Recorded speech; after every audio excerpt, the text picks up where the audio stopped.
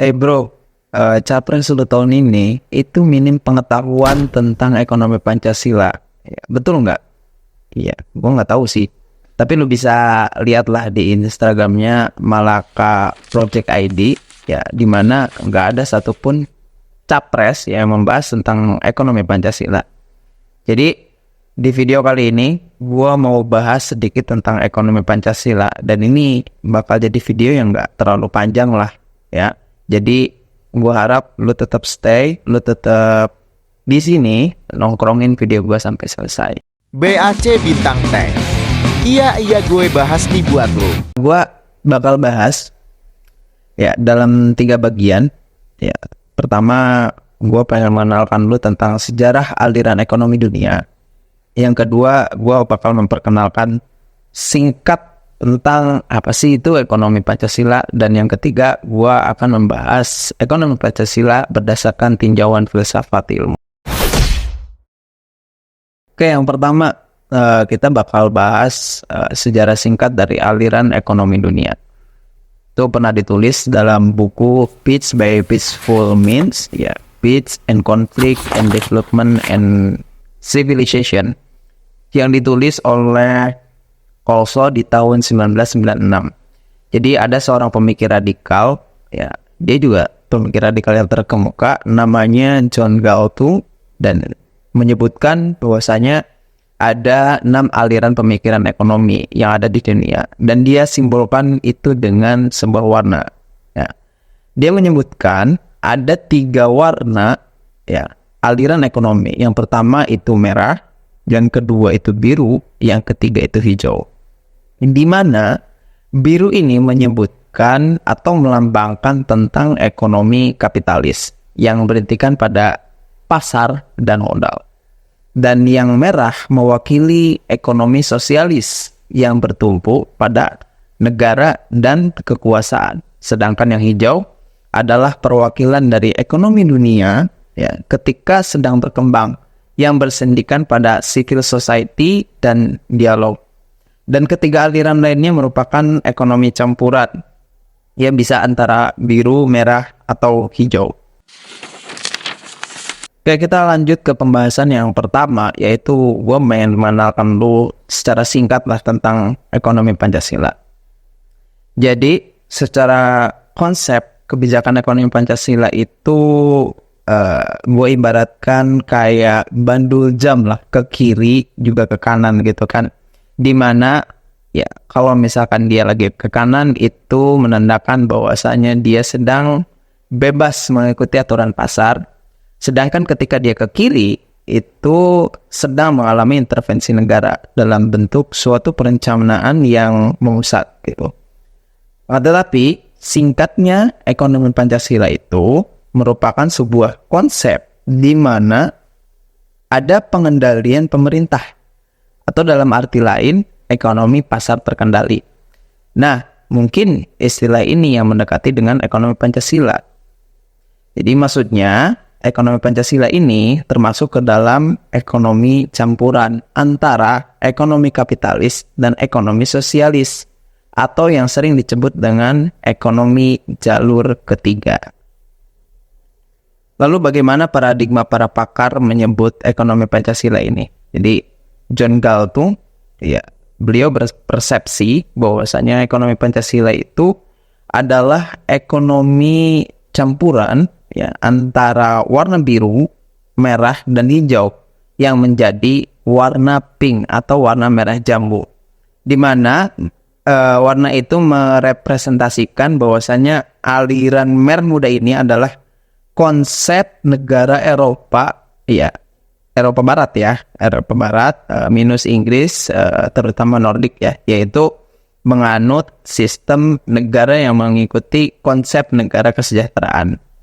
Ya, berdasarkan teori Galtung ini, gagasan atau ekonomi Pancasila itu menurut gua itu sah, logis, dan itu tidak aneh gitu kan. Jadi nyata adanya daripada konsep ekonomi Pancasila ini. Secara garis besar, ekonomi Pancasila merupakan kombinasi antara Declaration of Independence atau aliran biru, ya, yang gua sebutin tadi, kapitalis, dan manifesto komunis atau aliran merah, yang dimana kita sebut sebagai aliran sosialis. Terus apa yang membedakan ekonomi Pancasila dengan ekonomi campuran pada negara lain gitu? Ya, di sini yang membedakan adalah kombinasi 3 ideologi yang berbeda, yaitu kalau ekonomi Pancasila ya, yaitu nasionalisme, sosialisme, dan demokrasi. Tapi 3 ideologi ini dikombinasikan dan didasarkan pada humanisme dan kepercayaan monoteisme. Ya, lo tau lah, kepercayaan monoteisme itu tercantum dalam Pancasila yang pertama, yaitu ketuhanan yang Maha Esa. Jadi Bung Karno sendiri itu pernah menyebutkan bahwasanya 3 sumber ideologi Pancasila itu yaitu nasionalisme, Islamisme, dan komunisme. Sedangkan Bung Hatta menyebutkan juga bahwasanya Pancasila itu lahir dari Islam, sosialisme, dan budaya Indonesia. Jadi kita bisa menyimpulkan bahwasanya ekonomi Pancasila itu adalah ekonomi atau sistem ekonomi yang mendasarkan diri pada nilai-nilai Pancasila. Maka ekonomi Pancasila sebenarnya adalah sebuah sistem ekonomi campuran dalam kategori aliran pemikiran yang mencampurkan antara warna hijau, merah muda, dan kuning. Nah, itu yang membedakan antara ekonomi Pancasila dan ekonomi campuran dari negara-negara yang lain. Oke, selanjutnya kita bakal bahas ekonomi Pancasila berdasarkan tinjauan filsafat ilmu. Jadi di sini gue mau bagi dalam 3 bagian atau 3 aspek, ya, yaitu ekonomi Pancasila berdasarkan tinjauan ontologis, berdasarkan tinjauan epistemologis, dan berdasarkan tinjauan aksiologis.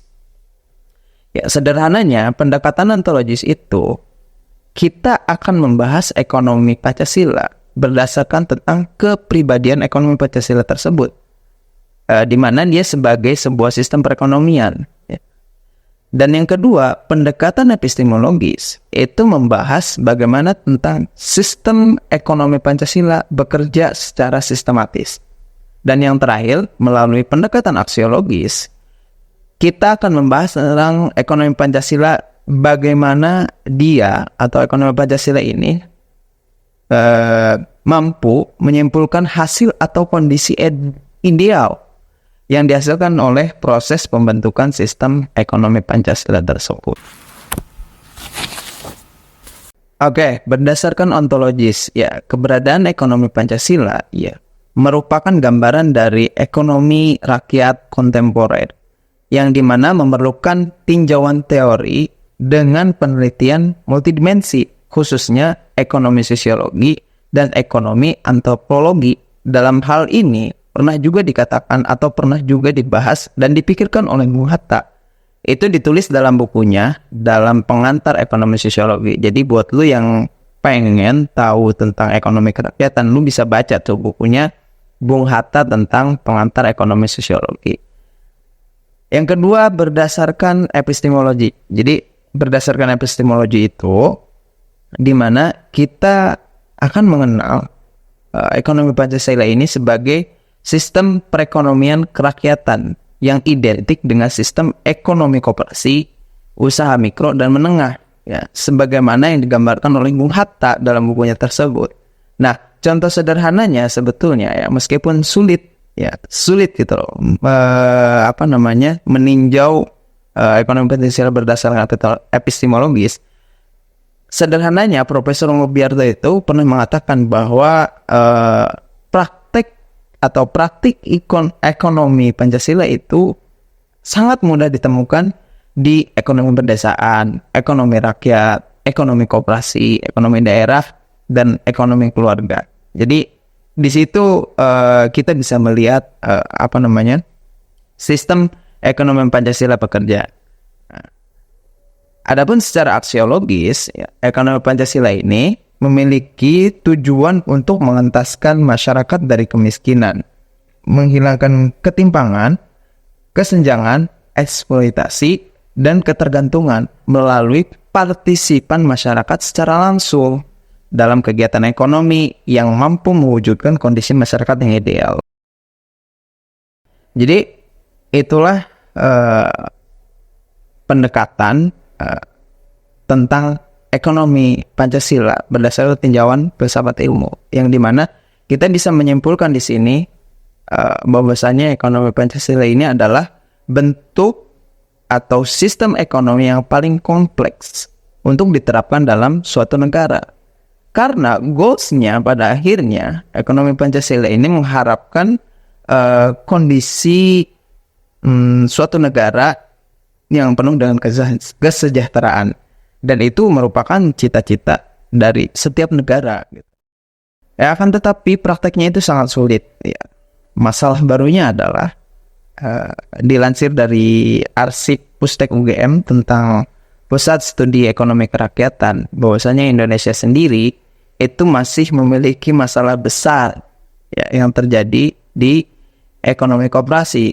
Sekitar 50% koperasi yang tercatat itu kinerjanya buruk dan tidak sehat. Itu di Indonesia ya. Terus nggak hanya di situ, gue melihat berita baru-baru ini sangat banyak sekali kasus dan masalah-masalah koperasi yang itu belum bisa dituntaskan oleh pemerintah. Ya, yang akhirnya gue memiliki kesimpulan dan mempertanyakan bahwasanya Indonesia sendiri itu belum memiliki identitas dalam praktek perekonomiannya. Jadi, menurut kalian nih, sosok presiden mana yang bisa menjalankan amanat dan membereskan perekonomian Indonesia yang sesuai dengan konsep ideal dari ekonomi Pancasila?